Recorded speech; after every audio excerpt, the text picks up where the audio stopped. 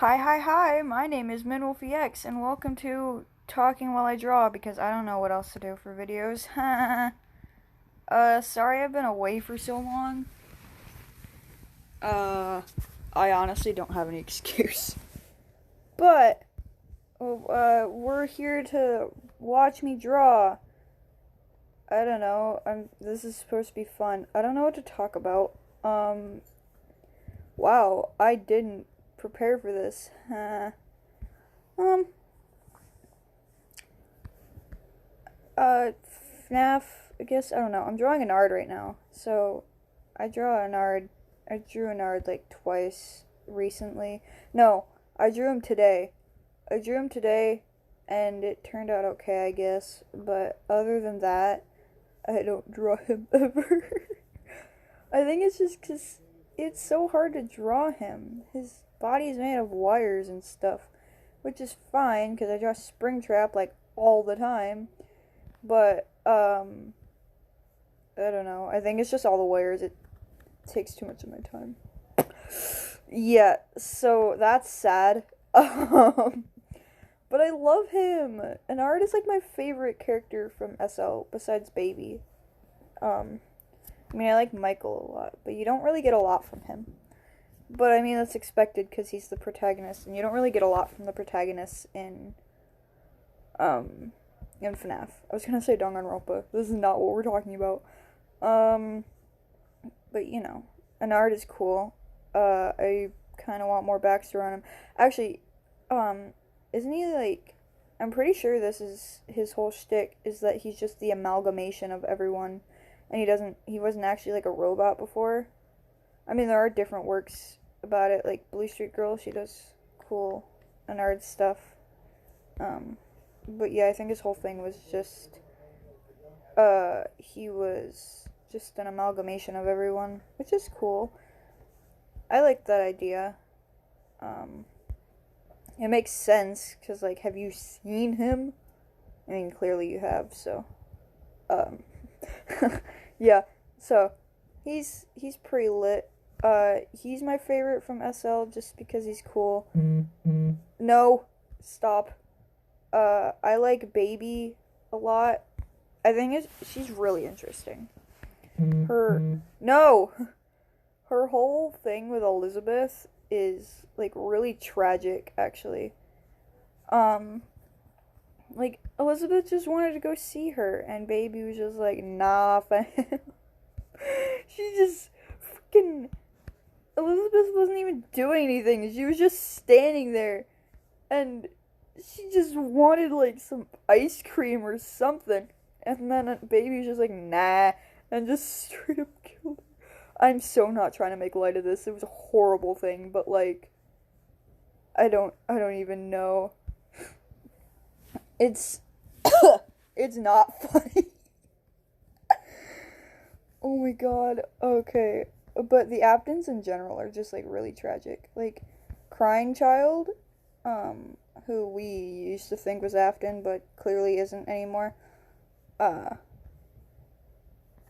he, oh my god, I feel so bad for him. Like he didn't even want anything. He wanted to be happy. That's what he wanted. He just wanted to be happy. And then he died because Afton's insane. And his brother sucks. So there's that. Where's the other hand? I don't remember. But yeah, his brother sucks. So he died and stuff. But hey, Michael is gonna fix it. Because Michael's a good brother. At least now he is. But, you know. Yeah, Michael's cool. PJ Haywood does a really good job with Michael and William's lines. PJ Haywood is just like a really good voice actor anyway. So yeah, that's fun. What is this design? I kind of want more backstory on their mom and like Mrs. Afton, but I don't think we're getting that ever. I mean, she's not really that relevant to the story, but you know, it would be cool to see. Kind of want to know what happens, like low key curious. But, it's not gonna happen. I doubt it. No! I did see the theory that Ballora was a stand-in. Not in a weird way or anything, but, like, she was representing Mrs. Afton because William was so stricken with grief that he just had to make a Mrs. Afton bot, because, I don't know, it's William. Honestly, what did you expect? William, okay, despite being a murderer, he's my favorite of the Aftons. It goes like, I think I rank them. William, Michael, Crying Child, and then Elizabeth. I don't know. I can't really say anything about Mrs. Afton because we don't see her ever. Unless it's Ballora, because I like Ballora. She's cool. She's got a nice voice. I like her whole shtick of I can't see crap, so I just gotta, like, listen and stuff. That's cool. Honestly, like, Game 3 onwards implemented sound really well into it. Because I know Scott wanted to do sound for the first game, but his method of doing that wasn't all that good. But FNAF 2 didn't really have anything to do with sound. I don't remember, honestly. I mean, I guess the puppet, I don't know, listening to the different versions of the puppet song could be sound. I mean, if you hear Pop Goes the Weasel in FNAF 2, then you know that you're gonna die. But, like, other than that, there really wasn't sound. Maybe the hallway warning sound, but I'm not sure. FNAF 3 did a good job with that, though, because you had to listen in the vents for Springtrap. And if he was in there, then you're screwed. Well, not screwed, but, like, you had a higher chance of dying. FNAF 4 is literally all about sound. Like, you gotta be able to hear to play that game. Which is sad, but, that's... The whole game is about sound, so... FNAF World. I'm not even gonna get into that one. I think the premise is cute. It's an interesting game. I think, wasn't the reason for it because Scott needed a break from human tragedy for a bit, because he'd been doing that for 2 years, and he was kind of going crazy. No, stop! So I get it. So, I'm not gonna, like, be like, oh my god, FNAF World's the worst game ever, because it's not. It's not horrible. It's just not, like, stop! It's not, like, horrible, but, I don't know. What was I talking about? Let's just go to SL. Okay, SL onwards, the story, I'm not the biggest fan of. Like, I really like the story, okay? But I like the first 4 games' story more than any of the games after that. Which I get, but I'm not like the biggest fan of sci-fi stuff, but it's cool. The story in FNAF SL is really cool, though. I'm just gonna gush about it. Hold on. I like that it's different. Because in the other games, it was the same thing. It just got progressively harder. But in this game, it still got progressively harder, as most games should, when it's like a level-based thing. But this game was cool in the fact that every night was different. Like, you still have to go through the same areas every single night. Well, not every night, but, like, you gotta go through the same general areas. But it's cool and it's not making you just sit in the office and wait until you die. Unless you're actually good at the game. But it's not making you sit in the same office every night. Like, you actually get to walk around as much as it allows, because, like, it's cool. It's a unique game for the franchise. And it is scary. Like, the first time I watched it, I don't know. The first time I watched it, I legitimately had nightmares about Night 4. I know it sounds dumb, but like nightmares about FNAF 4 because when Ballora is looking at you, that image was seared into my mind for the longest time. And then Night 5, like the fake ending, when Ennard like slides his way into your house, that gave me nightmares too. Cause that was creepy. It was creepy to look at, and I hated that. But now I just think it looks cool. Because it does. He achieved what he wanted, which was to scare us. I don't really get scared by any of the games anymore. Like, not even the new ones. I mean, the new ones aren't scary. VR is not scary unless you're actually playing with a VR headset, which I do not have. But VR isn't scary. AR definitely isn't scary. But I play that a lot, which I need to actually record more videos about it. I kind of got scared in Pizzeria Simulator. Like, Molten Freddy's design kind of scared me. But I also watched it at like 10 p.m. So, yeah, Molten Freddy's design kind of scared me. But it wasn't that bad. I just kind of had to sleep with the light on that night. I know, I sound bad. I think I was like 13 when I watched it. But yeah, Molten Freddy kind of scared me. I don't think Scrap Baby did though, which is strange because her design is even worse. Like her design is way scarier in my, like, I think. But I don't know. She just didn't scare me for some reason. Which I don't understand, but whatever. Afton didn't scare me. I thought his head looked really weird. Which it does. He looks very strange. I like Springtrap's model better, but I don't know. I think it's just because his head is really long. I don't like how long his head is. It's weird.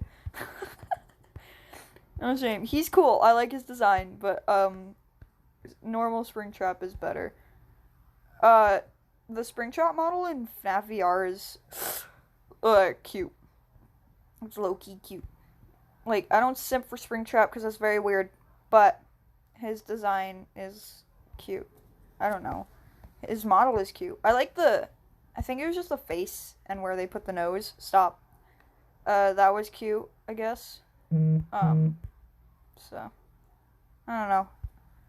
I like Glitchtrap though. Glitchtrap is really cool.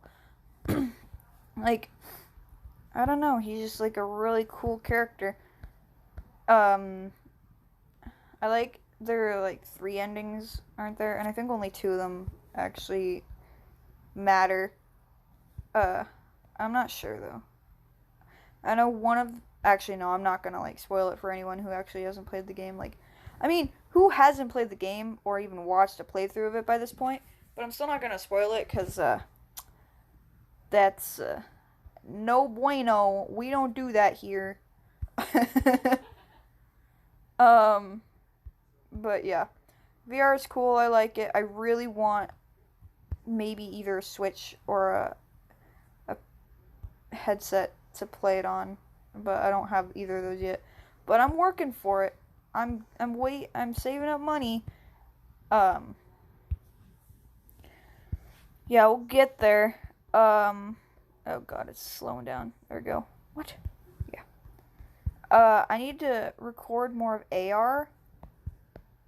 Like, I deleted it. Great. But yeah, I like deleted it and then re-downloaded it. We are back. It broke for a second. Anyway, I have no idea what I was talking about. Allow me to go on a rant about how cute Freddy and Bonnie are in VR. Because their models are legitimately cute when they're not actually trying to kill you. But in VR, when they walk down the hall, their ears bounce. And it's the most adorable thing I have ever seen from a FNAF game. And I love it. I know that's probably very weird, but it's so cute. Their ears bounce, and for lack of a better word, their bow ties jiggle. They like jiggle around when they're walking, and it's great. Honestly, FNAF 1 has, I don't know, they have the creepiest and the cutest models at the same time. Like, I don't get it. How can you be cute and creepy at the same time?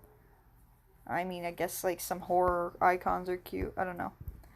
But, like, Chica, I saw the animation for her. When she walks down the hall, she goes, like, super speedy quick.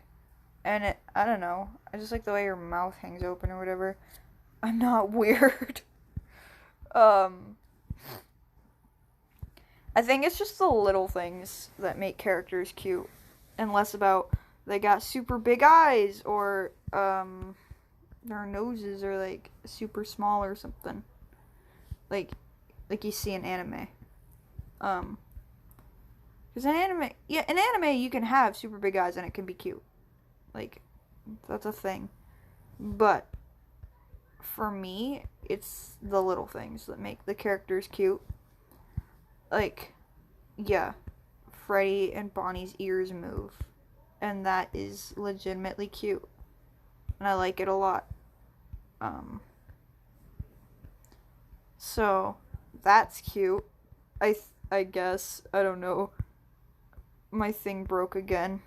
There we go. Springtrap's animations in VR make me sad. Because he can barely move. I shouldn't feel bad for him because he's a murderer. But I do. I mean, just think about it. He's stuck in the same room with no one to talk to and nothing to do except wait for 30 years. Like, imagine if that was you.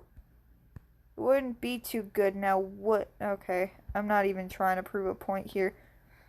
But he was forced to do that for 30 years. Like, he totally deserved it. Like, he's a terrible human being. But, like, oh my god, that's just so sad. And all the while, his son was just trying to find him to find answers. Like, Jesus. Like, oh my god.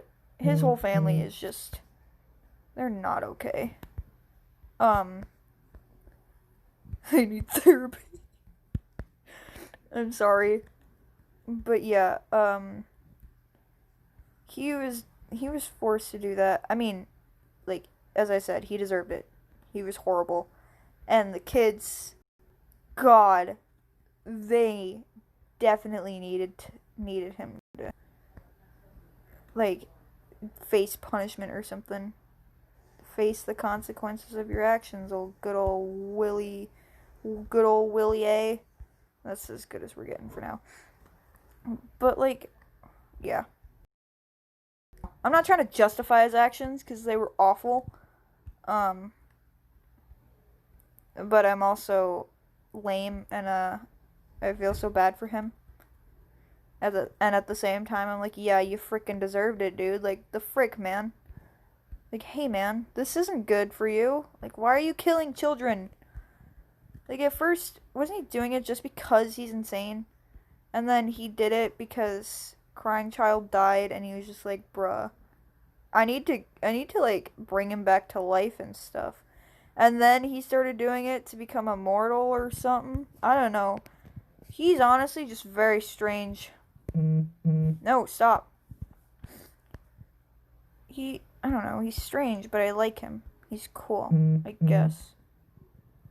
But, I don't know. I don't know, man. I just don't know. Yeah.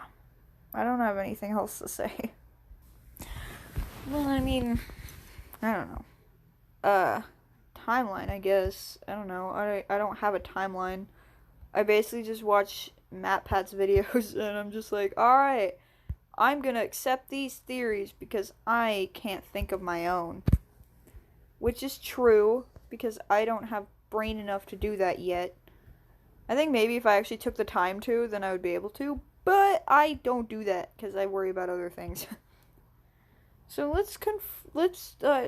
was gonna say let's make a timeline of our own, but I don't look into things as thoroughly as other people do. My mom got worried. So anyway, I don't know. Here, let's work on, because I know some of the dates. 1983 is when the crying child died. 1985, from the books, is when the missing children's incident happened.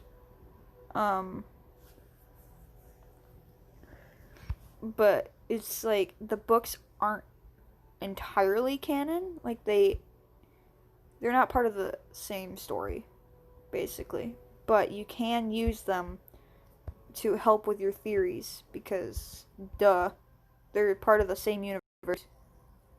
But yeah, 1985 missing children's incident. So that would mean crying child died first, and then sister location, and then the missing children's incident. And then I don't really know after that. FNAF 2. Yeah, because it would go 1985 to 1987, so FNAF 2 would happen after that.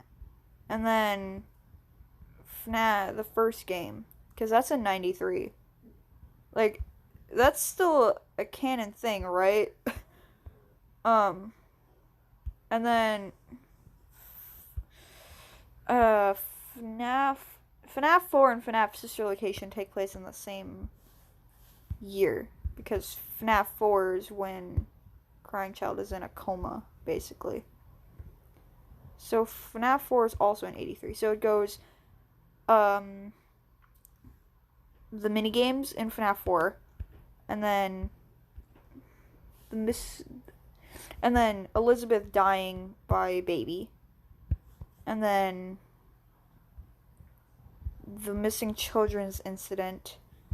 No, dying by baby, sister location, and FNAF 4 at the same time. And then it's the missing children's incident, and then it's FNAF 2, and then FNAF 1. And then a long time later, like it was like 2032 or something like that. I think that's when FNAF 3 takes place. FNAF 3 takes place, and then William survives somehow. And then FNAF 6, and then FNAF UCN, and then FNAF VR, and then FNAF AR, and then Security Breach after that, I think. So that's a very simple timeline, but we're going with it. I think it's honestly easier to think about it that way than to think about it with just events. I don't know. Like, I can't do a thorough one like MatPat does because I don't pay enough attention to this series to be like, oh, this event happened, and then this event happened, and then this event happened. But I can do a simpler one, like which order do the games take place based on dates that we know from them. I don't know the exact date for FNAF, like when William died via Springlocks, but I can figure that out by simple math, because it's math and it saves our lives or whatever. So I can figure that one out, but there are, like, you get key dates from each game, which is easy when it comes to figuring out the years that everything happened. And I think, 83 is when Crying Child dies, because he goes into a coma. which is why FNAF 4 exists, because he's in a coma. Yeah. But things like that are easy when it comes to making the timeline. But I don't know. If I were making it as thoroughly as MatPat does, then I'd have to do a lot of research, like a lot of it, because I don't know every square inch of the series like he does. I'm honestly surprised that he hasn't killed Scott yet. No, okay, I'm not gonna make jokes like that. That was bad. I'm sorry. But I mean, they're like, I don't know.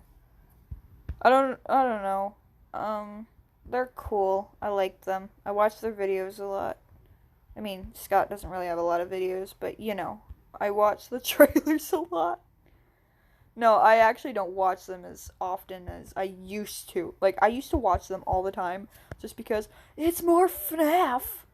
And I was so much more obsessed with FNAF back then than I am now. Like, it was my life. It's probably my most iconic phase that I went through. And now I'm just like, it's a cool game. I like it a lot, but I also have other interests. I like Danganronpa.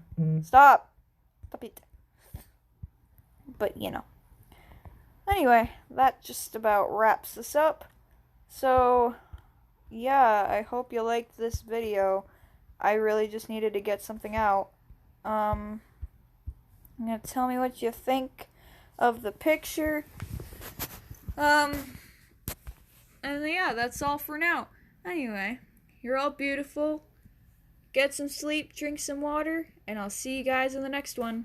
See ya!